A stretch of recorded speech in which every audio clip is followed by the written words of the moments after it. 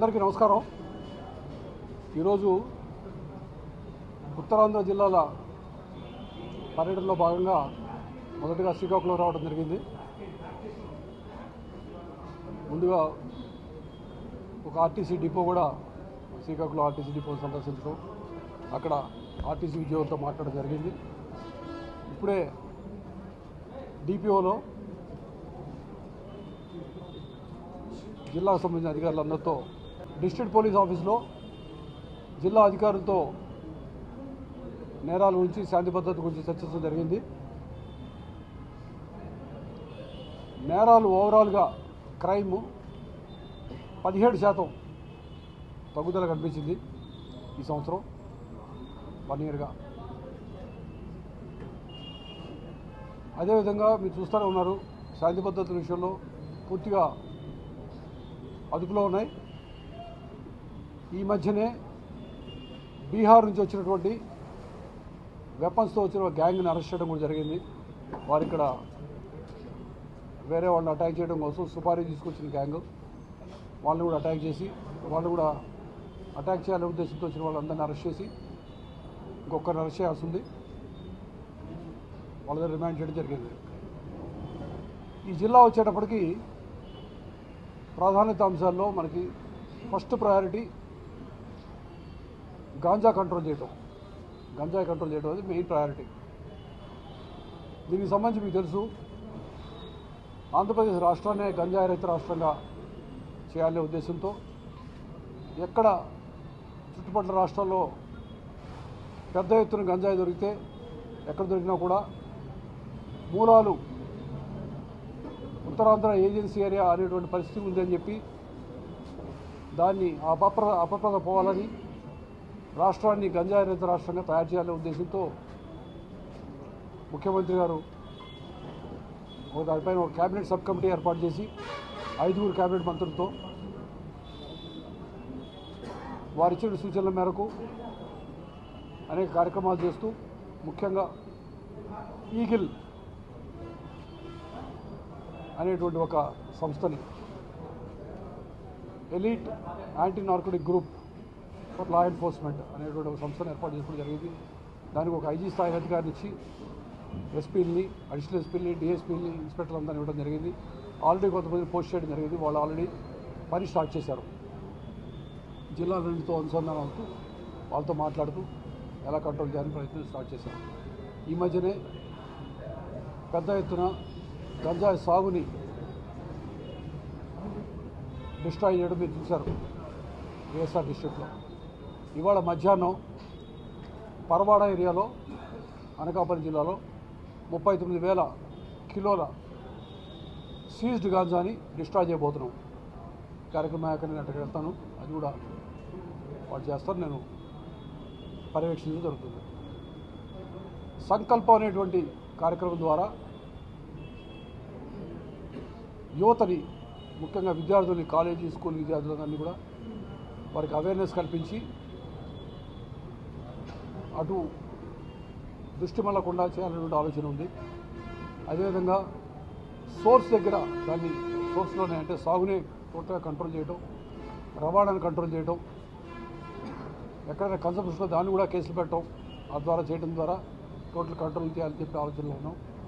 Check post కూడా పెంచాము. So ఈ విధంగా చర్యలు తీసుకోవడం వల్ల గంజాయిని పూర్తిగా కంట్రోల్ చేయాలనే ఆలోచనలో ఉన్నాం. రెండవది, సంకల్పంలోనే ఇంకో భాగం సైబర్ క్రైమ్లో చాలా పెద్ద ఎత్తున జరుగుతూ ఉంది. ఇప్పుడు మొత్తం దేశం మొత్తంలో జరుగుతుంది, రాష్ట్రంలో కూడా సైబర్ క్రైమ్ పెరిగింది. నేను మన గణాంకాలు చూపించాను. మిగతా అన్ని క్రైమ్స్ దగ్గర సైబర్ క్రైమ్ పెరిగింది. ఇది దేశవ్యాప్తంగా జరుగుతున్న విషయం కాబట్టి పెద్దగా మేము ఆందోళన చెందవలసిన విషయం, కానీ దానికి పూర్తిగా మేము టెన్షన్లోకి వెళ్లకుండా దాన్ని ఏ విధంగా కంట్రోల్ చేయాలని చెప్పి ఆలోచించినప్పుడు ప్రతి జిల్లాలో కూడా ఒక సైబర్ క్రైమ్ పోలీస్ స్టేషన్ పెట్టాలని, అదేవిధంగా ఎక్స్పర్ట్స్ని వాడుకొని సైబర్ క్రైమ్ ఎప్పటికప్పుడు కంట్రోల్ చేయాలని, దాన్ని కూడా మించి ప్రజల్లో మంచి అవగాహన చేసుకోవాలని. అంటే డిజిటల్ అరెస్ట్ అనేది అసలు లేదు, తెలియక చాలామంది డబ్బులు కట్టేస్తున్నారు, ట్రాన్స్ఫర్ చేస్తున్నారు. సో డిజిటల్ అరెస్ట్ అనేది చట్టంలో లేని విషయము అన్న విషయం తెలియాలని, అదేవిధంగా వేరే విధంగా ఎవరైనా ఫోన్ చేసిన డబ్బులు ట్రాన్స్ఫర్ చేయడం చేయొద్దని చెప్పి ప్రజలందరిలో అవగాహన కల్పించడానికి ప్రయత్నం చేస్తూ ఉన్నాం. అవగాహన ద్వారా ప్రివెంట్ చేయడమే సైబర్ క్రైమ్కి ఏకైక సూత్రం. జరిగాక దాన్ని డిటెక్ట్ చేయడం చాలా కష్టం అవుతుంది. ఎందుకంటే తొందరగా ఒక అకౌంట్ నుంచి ఇంకో అకౌంట్లోకి వెళ్ళిపోయి ఎక్కడో వేరే దేశంలోకి వెళ్ళిపోతుంది అమౌంట్, అది పట్టుకోవడం కష్టం అవుతుంది. కాబట్టి అవేర్నెస్ అందరిలో అవగాహన కల్పించాలని చెప్పి ప్రయత్నం చేస్తూ ఉన్నాం.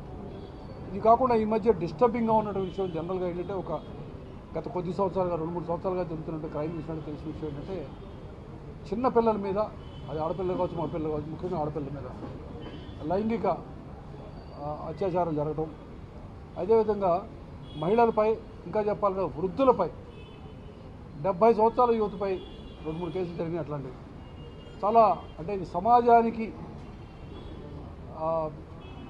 సిగ్గుపడాల్సినటువంటి crime. It is a crime against the society. దీన్ని కూడా మేము చాలా సీరియస్గా తీసుకొని ఇటువంటి క్రైమ్ జరిగినప్పుడు వెంటనే స్పందించడం, చాలా ఎగ్జాంపులరీ పనిష్మెంట్ వచ్చే విధంగా చేయటం, తర్వాత ముఖ్యమంత్రి గారు చెప్పిన ఆదేశాల వరకు స్పెషల్ కోర్టు కూడా only for these offences special court ఏర్పాటు చేయడం జరిగింది. దానికి ప్రస్తుతం హైకోర్టు పరిశీలన ఉంది.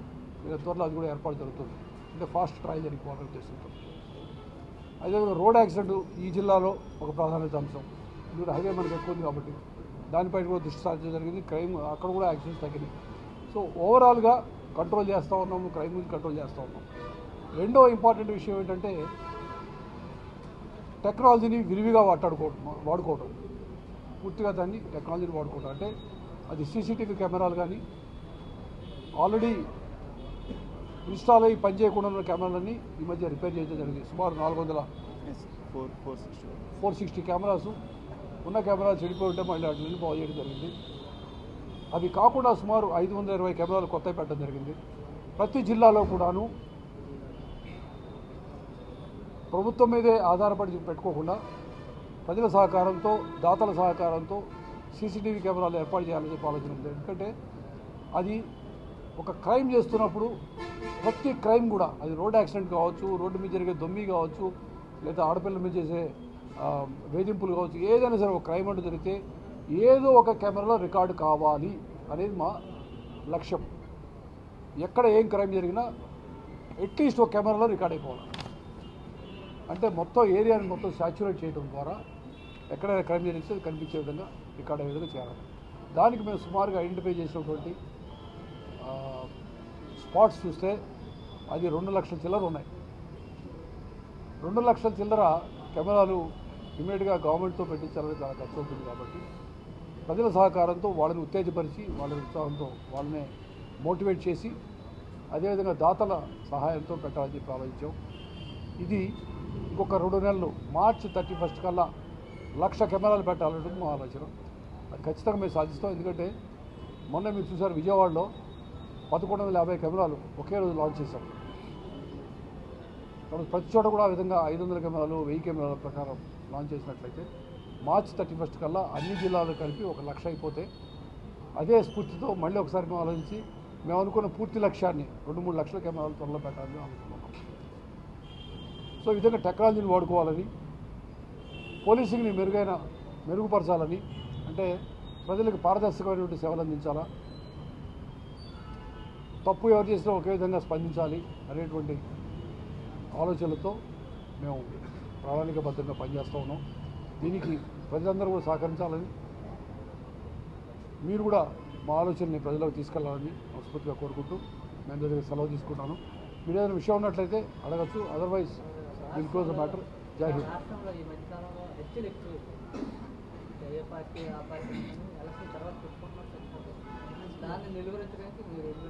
అంటే యాక్చువల్లీ అండి, నేను మళ్ళీ చెప్తాను, అంటే ఓవరాల్గా క్రైము ఎక్సెప్ట్ సైబర్ క్రైము అన్నీ కూడా తగ్గినాయి. నా దగ్గర ఎగ్జాక్ట్గా ఫిగర్ లేదు. ఒక్క సైబర్ క్రైమ్ తప్పించి మిగతాన్ని కూడా తగ్గినాయి. మీరు అన్నట్టు తగ్గినాయి సరిపోద్దా? ఇంకా తగ్గించాలి కదా, లేదా హత్యలే జరగకూడదు కదా, ముఖ్యమంత్రి గారు జీరో క్రైమ్ చేయమంటున్నారు కదా, తగ్గితే సరిపోదు కదా మీరు అనొచ్చు. ఆ దిశగా ఖచ్చితంగా మేము ప్రయత్నిస్తాం.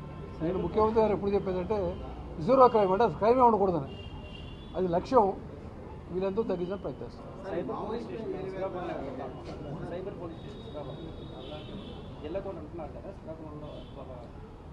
ప్రతి జిల్లా కూడా వస్తుందండి. ప్రస్తుతానికి మనకి వైజాగ్, విజయవాడలో మాత్రమే ఉన్నాయి.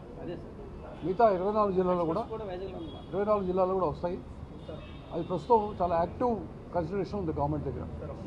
అది ప్రతి స్టేషన్ కూడా ఓ డిఎస్పీ స్థాయి అధికారిని ఎస్హెచ్ఓని పెట్టి టెక్నికల్ టీం కూడా పెట్టుకోమని చెప్పి దానికి సంబంధించిన శాంక్షన్స్ కూడా అయ్యాము. ఎందుకంటే పూర్తిగా మన ఎస్ఐలు, మన కానిస్టేబుల్సే పూర్తిగా చేయలేకపోవచ్చు. వాళ్ళు ఎంత రొటేషన్ చేసి ఎంత ట్రైనింగ్ ఇచ్చినా కూడా ట్రైనింగ్ ఇస్తామని చేస్తాం. బట్ కొత్త ఎక్స్పర్ట్స్ మనం పెట్టుకోవాలి. ఫర్ ఎగ్జాంపుల్ మనం సోషల్ మీడియా అఫెన్స్ జరిగినప్పుడు వాళ్ళు ఎవరో కూడా మాకు తెలియజేది కాదు. ఎందుకంటే మాస్క్ ఐడెంటిటీ కనిపించేది కాదు, పేరు కనిపించేది కాదు, ఈమెయిల్ కనపడదు. సో అటువంటిప్పుడు టెక్నికల్ ఎక్స్పర్ట్స్ని వాడుకోవడం ద్వారానే మేము వాటిని బ్రేక్ చేయగలిగాం. కాబట్టి అదిగా చేయాలని ప్రయత్నిస్తాం. మావోయిస్ట్ ఏరియాగా అవుతుంది ఛత్తీస్గఢ్లో వరుస ఎన్కౌంటర్లు చూస్తున్నాం గత 2-3 నెలలుగా. ఇప్పుడు ఏమైనా మనకి ఏఓబి వాళ్ళకి ఒక ముందు నుంచి కూడా ఒక షెల్టర్గా వస్తూ ఉంది కదా సార్. ఏమైనా ఇటువైపు ఏమైనా ఆలోచన ఉందా సార్? షిఫ్ట్ అయ్యే నేను పూర్తి వివరాలు వెల్లడించడానికి పూర్తిగా సుముఖంగా లేను. కానీ ఒకటి విషయం మాత్రం చెప్తాను. 3 సంవత్సరాల తర్వాత ఈ మధ్య ఒకసారి కొద్దిమంది ఇటు రావడం జరిగింది. మనం ఆపరేషన్స్ పెంచడం వలన అందులో సుమారు 30 మందిలో 13 మంది పార్టీ విధులు వెళ్ళిపోయారు.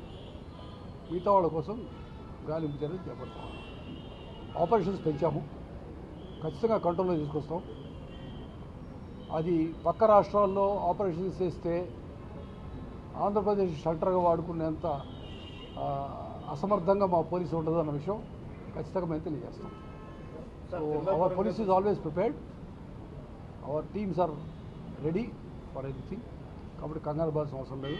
నేను ఖచ్చితంగా దాన్ని బయట రాష్ట్రాల్లో చేయటం వల్ల ఇటు వచ్చేటువంటి ఇన్ఫ్లక్స్ని కంట్రోల్ చేస్తాం. సార్, జిల్లా పరంగా చూసుకుంటే క్రైమ్ డిటెక్షన్ ఇటీవల కాలంలో పెరిగిందంటారు, అదే క్రైమ్ శాతం తగ్గిందంటున్నారు. ఆ విధంగా చూసుకుంటే చోరీల్లో ఎక్కువగా ఇటీవల కాలంలో మహిళలపై దాడులు చేసి మరి వీలుంటే హత్యలు చేసి మరి ఇక్కడైతే మా జిల్లాలో ఇన్సిడెంట్ 4 హత్యలు అలాగే జరిగాయి సార్. ఇక్కడ వజ్రపుత్తూరు, తర్వాత రీసెంట్గా ఇప్పుడు ఇక్కడ టౌన్లో న్యూ కాలనీలో మరి 2 చోట్ల కూడా మహిళల్ని తలల బద్దలు కొట్టి కూడా ఇచ్చాపురంలో దగ్గర కవిటి ఈ 3 సంఘటనల్లో కూడా తలల బద్దలు కొట్టి మరీ చోరీలు చేస్తున్నారు. అయినా ఇంకా చోరీలు అనేవి ఆగట్లేదు సార్.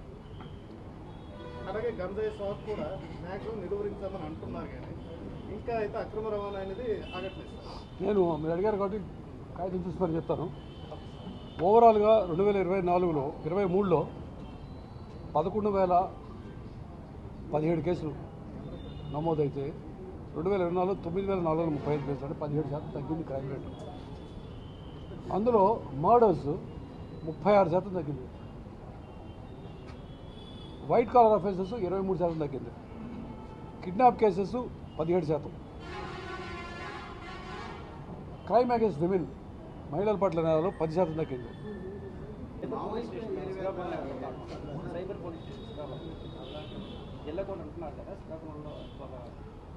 ప్రతి జిల్లా కూడా వస్తుందండి. ప్రస్తుతానికి మనకి వైజాగ్, విజయవాడలో మాత్రమే ఉన్నాయి. మిగతా 24 జిల్లాల్లో కూడా 24 జిల్లాల్లో కూడా వస్తాయి. అది ప్రస్తుతం చాలా యాక్టివ్ కన్సిడరేషన్ ఉంది గవర్నమెంట్ దగ్గర. అది ప్రతి స్టేషన్ కూడా ఓ డిఎస్పీ స్థాయి అధికారిని ఎస్హెచ్ఓని పెట్టి టెక్నికల్ టీం కూడా పెట్టుకోమని చెప్పి దానికి సంబంధించిన శాంక్షన్స్ కూడా అయ్యాము. ఎందుకంటే పూర్తిగా మన ఎస్ఐలు, మన కానిస్టేబుల్సే పూర్తిగా చేయలేకపోవచ్చు. వాళ్ళు ఎంత రొటేషన్ చేసి ఎంత ట్రైనింగ్ ఇచ్చినా కూడా ట్రైనింగ్ ఇస్తామని చేస్తాం. బట్ కొత్త ఎక్స్పర్ట్స్ మనం పెట్టుకోవాలి. ఫర్ ఎగ్జాంపుల్ మనం సోషల్ మీడియా అఫెన్స్ జరిగినప్పుడు వాళ్ళు ఎవరో కూడా మాకు తెలియజేది కాదు. ఎందుకంటే మాస్క్ ఐడెంటిటీ కనిపించేది కాదు, పేరు కనిపించేది కాదు, ఈమెయిల్ కనపడదు. సో అటువంటిప్పుడు టెక్నికల్ ఎక్స్పర్ట్స్ని వాడుకోవడం ద్వారానే మేము వాటిని బ్రేక్ చేయగలిగాం. కాబట్టి అదిగా చేయాలని ప్రయత్నిస్తాం. మావోయిస్ట్ ఏరియాగా అవుతుంది ఛత్తీస్గఢ్లో వరుస ఎన్కౌంటర్లు చూస్తున్నాం గత 2-3 నెలలుగా. ఇప్పుడు ఏమైనా మనకి ఏఓబి వాళ్ళకి ఒక ముందు నుంచి కూడా ఒక షెల్టర్గా వస్తూ ఉంది కదా సార్. ఏమైనా ఇటువైపు ఏమైనా ఆలోచన ఉందా సార్? షిఫ్ట్ అయ్యే నేను పూర్తి వివరాలు వెల్లడించడానికి పూర్తిగా సుముఖంగా లేను. కానీ ఒకటి విషయం మాత్రం చెప్తాను. 3 సంవత్సరాల తర్వాత ఈ మధ్య ఒకసారి కొద్దిమంది ఇటు రావడం జరిగింది. మనం ఆపరేషన్స్ పెంచడం వలన అందులో సుమారు 30 మందిలో 13 మంది పార్టీ విధులు వెళ్ళిపోయారు. మిగతా వాళ్ళ కోసం గాలింపు చర్యలు చేపడతాం. ఆపరేషన్స్ పెంచాము, ఖచ్చితంగా కంట్రోల్లో తీసుకొస్తాం. అది పక్క రాష్ట్రాల్లో ఆపరేషన్స్ చేస్తే ఆంధ్రప్రదేశ్ షెల్టర్గా వాడుకునేంత అసమర్థంగా మా పోలీసు ఉండదు అన్న విషయం ఖచ్చితంగా మేము తెలియజేస్తాం. So our police is always prepared. Our teams are ready for anything. కాబట్టి కంగారు పడాల్సిన అవసరం లేదు. నేను ఖచ్చితంగా దాన్ని బయట రాష్ట్రాల్లో చేయటం వల్ల ఇటు వచ్చేటువంటి ఇన్ఫ్లక్స్ని కంట్రోల్ చేస్తాం. సార్, జిల్లా పరంగా చూసుకుంటే క్రైమ్ డిటెక్షన్ ఇటీవల కాలంలో పెరిగిందంటారు, అదే క్రైమ్ శాతం తగ్గిందంటున్నారు. ఆ విధంగా చూసుకుంటే చోరీల్లో ఎక్కువగా ఇటీవల కాలంలో మహిళలపై దాడులు చేసి మరి వీలుంటే హత్యలు చేసి మరి ఇక్కడైతే మా జిల్లాలో ఇన్సిడెంట్ 4 హత్యలు అలాగే జరిగాయి సార్. ఇక్కడ వద్రపుత్తూరు, తర్వాత రీసెంట్గా ఇప్పుడు ఇక్కడ టౌన్లో న్యూ కాలనీలో, మరి రెండు చోట్ల కూడా మహిళల్ని తలల బద్దలు కొట్టి కూడా ఇచ్చాపురంలో దగ్గర కవిటి, ఈ 3 సంఘటనల్లో కూడా తలల బద్దలు కొట్టి మరీ చోరీలు చేస్తున్నారు. అయినా ఇంకా చోరీలు అనేవి ఆగట్లేదు. అలాగే గంజాయి షాప్ కూడా మ్యాక్సిమం నిలువరించామని అంటున్నారు, కానీ ఇంకా అయితే అక్రమ రవాణా అనేది ఆగట్లేదు. నేను మీరు అడిగారు కాబట్టి కాగితం చూసి మరి చెప్తాను. ఓవరాల్గా 2024లో 23లో 11,017 కేసులు నమోదైతే 2024లో 9,435 కేసులు, అంటే 17% తగ్గింది క్రైమ్ రేట్. అందులో మర్డర్స్ 36% తగ్గింది. వైట్ కాలర్ అఫెన్సెస్ 23% తగ్గింది. Kidnap cases 17%. Crime against women, మహిళల పట్ల నేరాలు 10% తగ్గింది. SC/ST కేసెస్ విషయంలో 3% తగ్గింది. ఈ ఓవరాల్ ఉన్న ఫిగర్, దీన్ని మార్చేది కాదు, నేను చెప్పే విధంగా చెప్పేది కాదు. ఆయన అడుగుతున్న కేసెస్ అన్నీ కూడా డిటెక్ట్ అయిపోయినాయి sir. Property murder for gain కూడా డిటెక్ట్ అయింది సార్. కవిటిలో చెప్తున్న అఫెన్స్ కూడా ఇమీడియట్గా డిటెక్ట్ చేసి మొత్తం టోటల్ 5 చైన్ స్నాచింగ్స్ చేశారు. సో మీరు చెప్తాడు అఫెన్స్ అన్ని డిటెక్ట్ అని చెప్తున్నారు, నాకు ఎక్కడ ఒక్కటి తెలీదు. అదేవిధంగా మీరు చూసారా మధ్య టెంపుల్ థెఫ్ట్ కేసులు అనేక సంవత్సరాలుగా అపరిశుభ్రంగా ఉన్నటువంటి కేసులన్నీ కూడా డిటెక్ట్ అయ్యాయి. 2-2.5 సంవత్సరాలుగా అదే కట్టే ఉండిపోయింది అట్లా డిటెక్ట్ అయ్యింది. సో మనం ఏంటంటే, నేను చెప్పేది ఏంటంటే, మా పోలీసుని ఒక విధంగా సమాయత్తం చేసాం. అంటే కొంచెం నేనేదో విపరీతమైన మార్పు తీసుకొచ్చాను 7 నెలల్లో అని చెప్పను, కానీ కొంచెం స్తబ్దంగా ఉన్నటువంటి పోలీస్ ఫోర్స్ని మోటివేట్ చేసి వెంబడబడి యాక్టివ్గా తయారు చేయగలుగుతాం. అంటే ఏ విధంగా అంటే, ఒక అఫెన్స్ జరిగితే పొద్దున లేదా రాత్రి కూడా అఫెన్స్ జరిగితే ఫింగర్ ప్రింట్ టీమ్ వెళ్ళిపోయి 2-3 గంటల్లో ఎవరిది ఫింగర్ ప్రింట్స్ అని చెప్పడం, ఆ తర్వాత ఒక 24 గంటల్లో మనిషిని పట్టుకోవడం, ముద్దాయిని పట్టుకోవడం జరిగింది. సో ఆ విధమైనటువంటి స్పీడ్ మేము సాధించగలిగాం ఒక ప్రాపర్టీ అఫెన్స్ విషయంలో జరిగింది. అదేవిధంగా ఒక ఇంకా మీరు అన్నట్టు హత్యలు కానీ ఏదైనా బాడీ అఫెన్స్ కానీ ఇంకోటి జరిగినప్పుడు CCTV కెమెరాల సహాయంతో, తర్వాత అదేవిధంగా అదర్ టెక్నాలజీ అన్నీ చెప్పండి వివరాలు, టెక్నాలజీ సహాయంతో ఇమ్మీడియట్గా ముద్దాయిలు పట్టుకోవడం అవకాశం లేదు. సో ఏది అయినప్పటికీ మా వాళ్ళు నేను చెప్పేది అంటే, పోలీస్ ఫోర్స్ సమాయత్తం చేయగలిగాం కింది స్థాయిలో అందరూ కూడా విల్లింగ్గా పనిచేసే విధంగా చేశాం. ఆ విధంగా అద్భుతమైన ఫలితాలు సాధించారు. వారికి ఒకసారి అందరినీ అభినందించడానికి, అదేవిధంగా వాళ్ళందరికీ ఒకసారి ప్రత్యేకంగా థ్యాంక్స్ చెప్పి వెళ్దాం. శ్రీకాకుళం జిల్లాలో ఈ బ్యాక్ అండ్ టెర్లను శాండ్ అక్రమ రవాణా ఎక్కువ జరుగుతుంది. పైడి భీమవరంలో అక్కడ చెక్ పోస్ట్ అని పెట్టారు, కానీ అంత రిజల్ట్ లేదు సార్. అక్కడ ఏం నమోదు అవుతున్నాయో ఏం నమోదు అవుతుందో తెలియట్లేదు. బ్యాక్ అండ్ టెర్న్ కూడా ఈ మధ్య SP గారు టాస్క్ ఫోర్స్ పెట్టి కొంత అడవి కొద్దిగా పట్టుకుంటున్నారు, కానీ యాక్చువల్గా జిల్లా వ్యాప్తంగా ఉన్నాయి సార్, జిల్లా కేంద్రంలో కూడా ఉన్నాయి సార్. మేము ఖచ్చితంగా దృష్టి సారిస్తాము. సార్ ఇంకొకటి, రాష్ట్ర విభజన శాఖ పోలీసు శాఖలో పదోన్నతులకు ఆటంకం కల్పిస్తుంది. రీసెంట్గా SP, CIలు DSP ప్రమోషన్, మీ హయాంలో వారికి చిరకాల కళ నెరవేరే అవకాశం ఖచ్చితంగా ఉందండి. ఎందుకంటే ఈ విభజన వల్ల జరిగిన వాటిలో కొన్ని ఎక్స్ట్రా శాంక్షన్స్ రావడం వల్ల వాళ్ళకి కొంచెం ఎక్స్ట్రా ముందుగా ప్రమోషన్ వచ్చి ఉండొచ్చు. కానీ ఒకటి నిజం, అనేక స్థాయిల్లో మన వాళ్ళు కూడా వెంటనే ప్రమోషన్ వచ్చినాయి. కాకపోతే అక్కడ కొన్ని ఎక్స్ట్రా పోస్టులు శాంక్షన్ చేసుకున్నారు. దానివల్ల మనం కొంచెం వెనకపడడం జరిగింది. అన్నీ కూడాను ఇప్పుడు ఇంకొక 2-3 రోజుల్లోపు ఇన్స్పెక్టర్ టు DSP ప్రమోషన్ ఒకటి జరుగుతుంది. వాళ్ళకు కూడా ఇస్తాము. ఇచ్చిన తర్వాత ఇంకా వాళ్ళ పోస్టింగ్స్ అది వీళ్ళైతే 2-3 రోజులు చేసేసి క్లోజ్ చేయడం జరుగుతుంది.